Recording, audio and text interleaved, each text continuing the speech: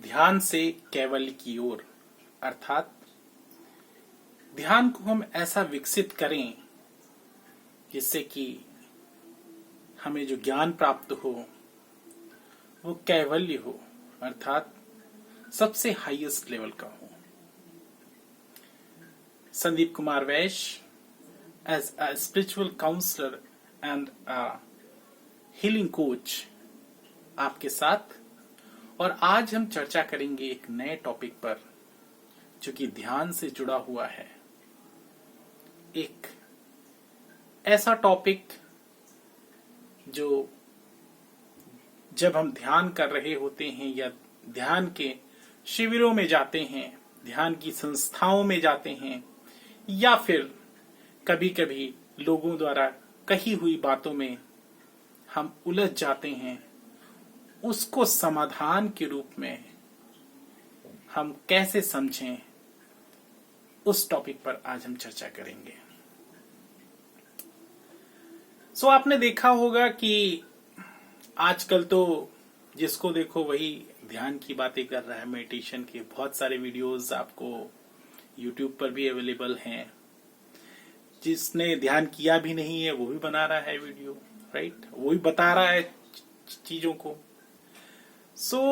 ये बहुत ही हास्यास्पद बात है हालांकि, लेकिन अब everyone has right to speak, right to express, जो कि हमारे कॉन्स्टिट्यूशन में भी है और ठीक है। इसलिए आपको बहुत ही ज्यादा सावधान रहने की जरूरत है कि वास्तव में ध्यान क्या है, किसकी डेफिनेशन आप एक्सेप्ट करें और किसकी छोड़ दें। ये आपके लिए बहुत बड़ा चैलेंज हो गया है। जब मार्केट में मिलावट आ जाती है तो उस समय ये बहुत बड़ा चैलेंज होता है लोगों के लिए, कस्टमर के लिए बहुत बड़ा चैलेंज होता है कि उसमें से चीजों को हम सेलेक्ट करें, राइट।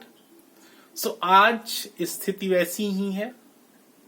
अब आप के ऊपर बात आती है कि आप कैसे उस चीज को सेलेक्ट करते हैं। सदियों से भारत ऐसा देश रहा है जिसमें सदियों से लोगों ने अपनी अपनी व्याख्याएं दी हैं। कई संस्थाएं बनी हैं, कई पंथ बने हैं और सबने अपनी अपनी व्याख्या दी है। और अधिकतर लोगों ने कोशिश की है कि वो जो कह रहे हैं वो सच है। इसलिए आपको बहुत ही सतर्क और सावधान होने की जरूरत है कि आप चीजों को एक्सेप्ट तब करें जब आप उसको प्रैक्टिकल देखें। लेकिन फिर सवाल ये उठता है कि अगर आप सबको प्रैक्टिकल ही देखते रहेंगे तब तो आपका सारा जीवन ही बीत जाएगा, राइट। कहीं ना कहीं आपको एक ऐसा लेवल चाहिए, एक ऐसा अस्त्र चाहिए या एक ऐसा मापदंड चाहिए जिससे कि आप पता लगा लें कि वास्तव में ध्यान का सही अर्थ क्या है और सही परिभाषा क्या है।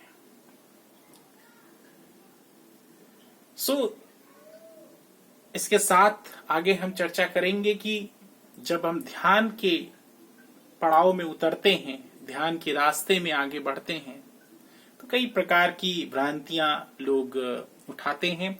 कुछ भ्रांतियां कुछ हमारे दर्शकों ने मुझसे पूछी हैं जो वीडियोस देखते हैं, तो उन्होंने कहा है कि आप थोड़ा सा क्लियर करो जो ऐसे मतलब कुछ भ्रांतियां लोगों ने फैला रखी हैं। आइए देखते हैं, वन बाय वन हम डिस्कस करेंगे।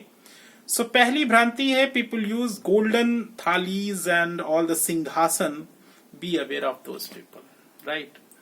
कि आजकल तो आपने देखा होगा कि कहने को तो वो कहते हैं कि हम बहुत बड़े योगी हैं, ध्यानी हैं, लेकिन फिर वो जो उनके कृत्य रहते हैं वो ऐसे रहते हैं कि वो ऐसा भी करते हैं कभी कभी सोने का सिंहासन यूज करना या फिर सोने की थालियां, चांदी की थालियां यूज करना अपने लिए, है ना।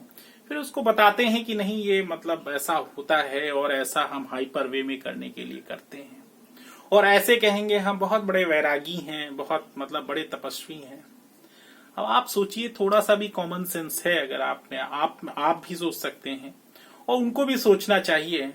अगर हम वैरागी या तपस्वी वाली लाइफ की बात करते हैं कहीं ना कहीं, सोने और चांदी से मुझे नहीं लगता है कि हम अपने आप को कहीं ना कहीं कंप्रोमाइज इस वे में करना चाहिए, क्योंकि जब हम इस ध्यान के पड़ाव की ओर बढ़ते हैं तो हम सोने के सिंहासन, सोने के बर्तन, ऐसे अगर इस प्रकार के कॉन्सेप्ट को लेकर के आगे बढ़ते हैं तो कहीं ना कहीं आप किसके साथ छलावा कर रहे हैं। मैंने भी सुना है, लोग कहते हैं कि भाई सोने की थाली में मैंने मतलब अर्पित कराया है भोग आज भगवान को। इस तरह की बातें अगर आप रखते हैं, आप क्या भगवान को बेवकूफ समझ रहे हैं या अपने आप को मतलब किसी प्रकार की खुशी देना चाहते हैं। लोग चांदी के बर्तन में भोग लगा रहे हैं। भाई आप या तो भगवान को भी अपने, आपका जो मेंटल लेवल है वही आप मेंटल लेवल भगवान का समझ रहे हैं, सोने का चांदी का। आप सोचिए भगवान किसका भूखा होता है। ऐसा लोग कहते हैं कि भगवान किसका भूखा होता है, प्रेम का। आपके अंदर एक भावना होनी चाहिए, श्रद्धा होनी चाहिए। अदरवाइज तो क्या है, सोने चांदी का अवेलेबल करने के लिए तो बहुत लोग हैं। शबरी के जूठे बैर किसने खाए, श्री राम ने खाए। अगर सोने और चांदी की बात होती, एक तरफ आप कहते हैं कि भगवान से हमारा एकदम बिल्कुल एकदम अलग रिश्ता है, संग खा रहे हैं, संग पी रहे हैं, फिर दूसरी तरफ आप कहते हैं कि सोने का बर्तन, चांदी का बर्तन, और उसी प्रकार का मतलब आप पूरी लग्जरियस लाइफ जैसा वातावरण क्रिएट करने की कोशिश करते हैं। आप मतलब योगी बनना चाहते हैं या एक प्रकार से जो आप साम्राज्य फैला रहे हैं वो किस ओर इशारा करता है। क्योंकि आप सोचिए जो वास्तव में अंदर से योगी हो गया है, जो अंदर से कहीं ना कहीं जिसको वैराग्य हो गया है, वो कहीं ना कहीं लग्जरियस लाइफ की ओर जाने से पहले बहुत ज्यादा सोचेगा। और अगर ऐसा नहीं है, इसका मतलब है आप अंदर से परिवर्तित नहीं हुए हैं, आप केवल ढोंग कर रहे हैं, और ये ढोंग आपको भी अनुभव हो रहा है। इसलिए ढोंग मत करें। आप जो अंदर हैं, आप वास्तव में, या फिर आप नहीं हैं। अगर आप वैसा नहीं है, केवल आपने कुछ आपके ऊपर जो परतें चढ़ गई हैं, केवल रैपर जिसको कहते हैं, रैपर में अगर आपका आ गया है हिसाब किताब, देन इट्स ओके, राइट।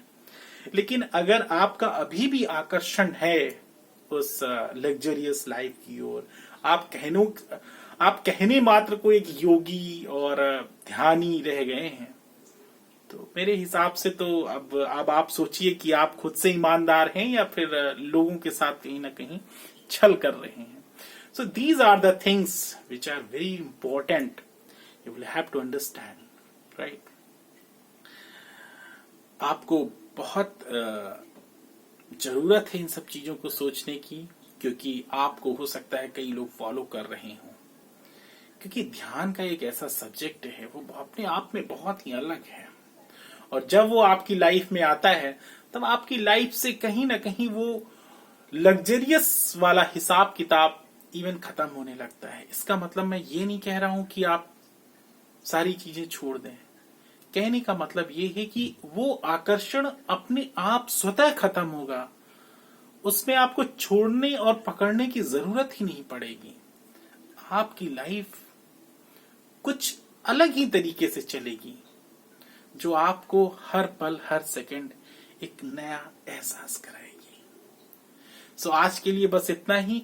कहने को तो और भी टॉपिक्स हैं और भी क्वेश्चंस हैं, वो हम आगे चर्चा करते रहेंगे ध्यान से कैवल्य की ओर। इसलिए इस प्रोग्राम का नाम रखा है ध्यान से कैवल्य की ओर, क्योंकि ये एक सजगता का प्रोग्राम है। ध्यान से कैवल्य की ओर हम जा रहे हैं या ध्यान से कहीं हम और भटक रहे हैं। इसलिए कैवल्य की ओर ही जाना है, क्योंकि अगर हम भटक गए तो ध्यान के लिए जो हमने तपस्या की है इस जीवन में, वो कहीं व्यर्थ ना चली जाए। अपनी बात को यहीं विराम देते हैं, और इसके साथ साथ हम आपको बताना चाहेंगे कि अभी हमारे यहाँ ऑनलाइन मेडिटेशन स्टार्ट है, चल रहा है, रन कर रहा है, बहुत सारे लोग इसका लाभ ले रहे हैं और आपका भी स्वागत है, आप भी इसका लाभ ले सकते हैं।